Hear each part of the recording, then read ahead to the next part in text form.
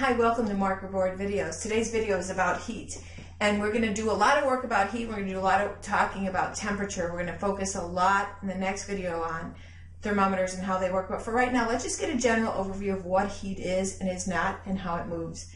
So you probably already know this, but inside everything are atoms and molecules, and they're constantly in motion. That motion gives them kinetic energy. Remember, you have to have kinetic energy, or you have to have motion if you have any kinetic energy. Well, if we could somehow figure out how fast each of those individual little atoms and molecules are going, and use our 1/2 mv squared rule, or formula, to figure out, and then add them all up and divide it by how many atoms and molecules we had, we could calculate the average kinetic energy. And one of the interesting things that scientists have found out is that the average kinetic energy of anything can actually cause an effect that we can actually feel with our senses, and it's called warmth. If something gets warmer, that means the average kinetic energy of the particles that make it up have gotten faster. They're moving more, they're moving faster, so the average kinetic energy has increased if things get warmer. Now, temperature and heat are two different things, so I want to make sure that you've got a clear understanding of the difference.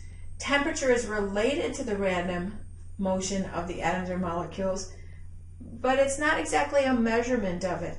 And for the sake of argument, and so I don't have to keep saying atoms and molecules, we're just going to say molecules. But when I say molecules, I mean atoms and molecules from here on out, okay? So the quantity that tells us how hot something is or how cold something is compared to a standard, that's temperature. And one of the labs you're going to do, I'm going to have you put your hands in cold water, one, and one in hot water, and you're going to compare the difference. Then you're going to take both hands and put them in warm water. And what you're going to find out is that warm water feels different on each of your hands based on a standard. Now, the way thermometers work, and again, we'll get into detail, a little more detail with thermometers in the next video, but almost everything expands when it gets hot and contracts when it gets cold. Now notice I said almost everything. I didn't say everything, because there's some really important things that do completely the opposite. But almost everything, when it gets hotter, it gets expanded. It gets bigger. When it gets colder, it tends to contract. Thermometers are going to measure that change. So you actually put a liquid in a glass tube, if you will, or plastic tube, and however much that liquid expands or contracts when it's exposed to a certain temperature of material, that's how you measure temperature. Okay? So let's talk about three different temperature scales that we use in physics. One is Celsius. That's the metric system. And again, it's nice, 0 to 100. Basically what they said is water freezes, let's call that 0. Water boils, let's call that 100. Let's put 100 little dividers in between. That makes pretty much sense. With Fahrenheit, which is what we use here in the United States, we said water freezes at 32, water boils at 212, and let's put 180 little divisions in between. Now, I'm not going to ask you to convert from Fahrenheit to Celsius or Celsius to Fahrenheit. They're different scales. I just want you to know there are two, and in science, we're going to use Celsius. Water freezes at 0 Celsius, water boils at 100 Celsius. But then what about Kelvin? Well, Kelvin is used a lot in physics. And Kelvin is a temperature scale where if you could get to 0 on Kelvin, which, by the way, we've not been able to do, and theoretically we can't reach 0 degrees Kelvin, but I say that today, and who knows what technology in the world will bring us tomorrow. But 0 on the Kelvin scale is called absolute zero. It's given this big important name because it's a big important concept, because at absolute 0, all those little molecules and atoms stop moving. So they have 0 kinetic energy at absolute 0. No kinetic energy, no motion. That is the lowest temperature that anything could possibly be. Absolute 0, 0 degrees Kelvin. If you want to compare it to something, it's negative 273 degrees Celsius. So 273 degrees below 0 on the Celsius scale is absolute 0 or 0 Kelvin. It's cold. It's really cold. Even when we have cold things now, those molecules are still moving. Well, they're not moving as much as they are in a liquid or a gas, but they are still moving. But at absolute zero, no movement. So let me ask you a question. Why do you add ice to pop? Or for those of you who aren't from the Midwest, you call it soda. Why do you add ice to that? Think about that. Why do you do it? I know what you're going to tell me. You're going to tell me it's to make the pop colder. What happens to the ice? It melts. What happens to the pop?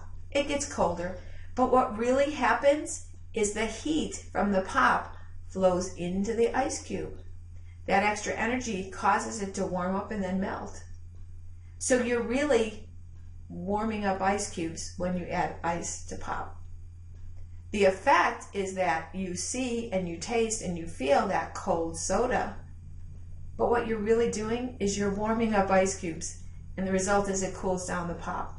Because the direction of spontaneous energy transfer is always from a warmer object or substance or body to a colder one. So heat always flows from warm to cold. Warm to cold, that spontaneous energy transfer.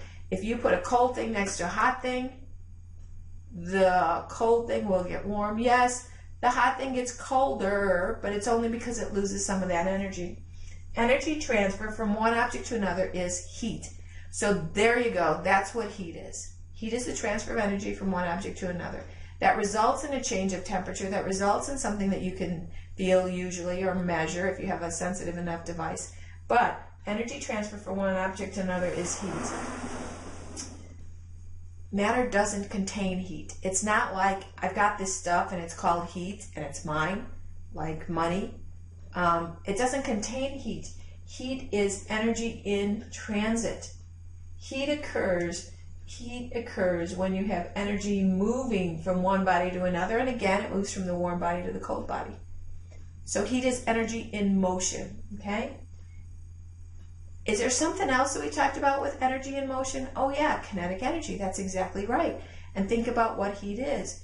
You're kind of measuring the average kinetic energy of molecules and atoms. That makes total sense, that it would be in motion. Energy that results from heat flow is called thermal, T-H-E-R-M-A-L, thermal energy. Sometimes it's referred to as internal energy, thermal energy or internal energy. When two substances are in thermal contact, heat flows from the higher temperature substance to the lower one. So about 10 times in this video, I've told you that heat goes from the warmer object to the colder object, the higher temperature to the lower temperature, the hot thing to the cold thing. And that is true. So if you only get one thing out of this video, actually, can I ask you to get two? Remember, absolute zero is no motion.